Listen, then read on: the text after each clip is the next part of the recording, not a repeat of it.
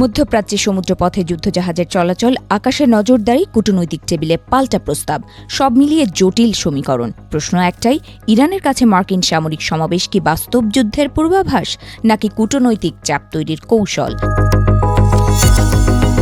সাম্প্রতিক দিনগুলোতে পারস্য উপসাগর ও ভূমধ্যসাগরীয় অঞ্চলে যুক্তরাষ্ট্রের সামরিক উপস্থিতি বাড়ানোকে ঘিরে উত্তেজনা নতুন মাত্রা পেয়েছে। তবে তেহরান থেকে যে বার্তা এসেছে তা সরাসরি যুদ্ধ ঘোষণা নয়, বরং বহুস্তরীয় প্রতিরোধ নীতির পুনরুচ্চারণ।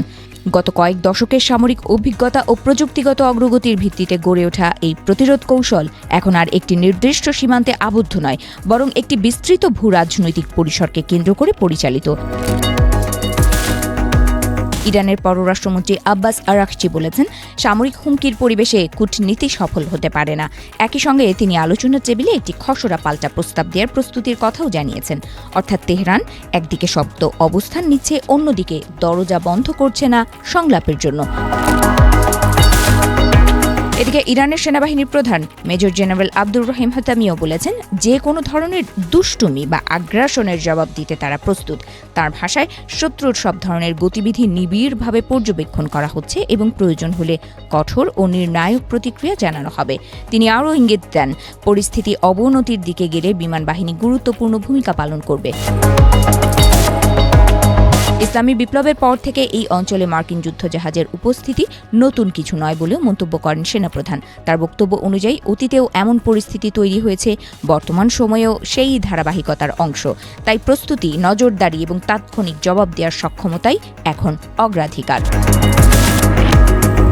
অন্যদিকে রেভলিউশনারি গার্ড কোর বা IRGCর এরোস্পেস ফোর্সের কমান্ডার সৈয়দ মজিদ মুসাফি হুঁশিয়ারি দিয়ে বলেছেন, শত্রুপক্ষ কোনো ভুল হিসাব করলে আগের চেয়ে কঠোর প্রতিক্রিয়া দেখাতে হবে।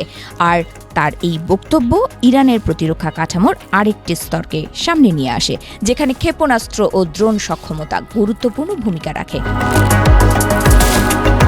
বিশেষ করে ইরান তার হাইপারসনিক ক্ষেপণাস্ত্র কর্মসূচি নিয়ে জোর দিচ্ছে। ফাত্তাহ 1 নামের ক্ষেপণাস্ত্রকে তেহরান তাদের প্রযুক্তিগত অগ্রগতির প্রতীক হিসেবে তুলে ধরছে। পাশাপাশি ড্রোন সক্ষমতা এবং প্রয়োজনে বিমানবাহী রণতরী লক্ষ্যবস্তু করার ক্ষমতার কথাও বলা হচ্ছে। যদিও ইরান আনুষ্ঠানিকভাবে জানাচ্ছে, তারা যুদ্ধ শুরু করতে চায় না, বরং সরাসরি আক্রমণ হলে সেটিকে পূর্ণাঙ্গ যুদ্ধ হিসেবে বিবেচনা করবে।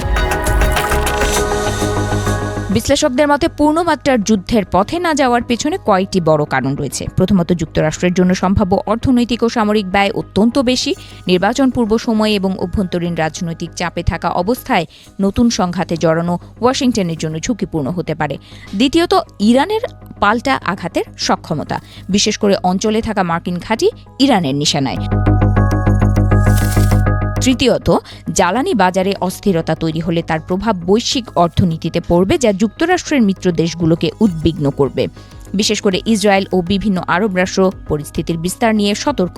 এছাড়া ইরাক ও আফগানিস্তানে যুক্তরাষ্ট্রের দীর্ঘমেয়াদী যুদ্ধের অভিজ্ঞতা এখনও নীতি নির্ধারকদের মনে তাজা। সব মিলিয়ে বর্তমান সামরিক মোতায়েনকে অনেকেই কূটনৈতিক দাবার চাল হিসেবে দেখছেন। একদিকে শক্তির প্রদর্শন, অন্যদিকে আলোচনার টেবিলে সুবিধাজনক অবস্থান নেয়ার চেষ্টা। যুক্তরাষ্ট্র হয়তো সর্বোচ্চ চাপ প্রয়োগ করে সমীকরণ বদলাতে চায়, আর ইরান উচ্চমাত্রার প্রতিরক্ষা প্রস্তুতি ও কূটনৈতিক বার্তার সমন্বয়ে নিজেদের অবস্থান ধরে রাখতে চাইছে। পারস্য উপসাগর থেকে ভূমধ্যসাগর পর্যন্ত যে উত্তেজনার রেখা আঁকা হয়েছে তা আপাতত সরাসরি সংঘর্ষের দিকে যাচ্ছে না, বরং এটি শক্তির হিসাব, মানসিক চাপ এবং সীমা পরীক্ষা করার এক পর্ব। এখন দেখার বিষয়, এই উত্তেজনা কি আলোচনার মাধ্যমে প্রশমিত হবে নাকি কোনো ভুল পদক্ষেপ পরিস্থিতিকে অন্য মোড়ে নিয়ে যাবে।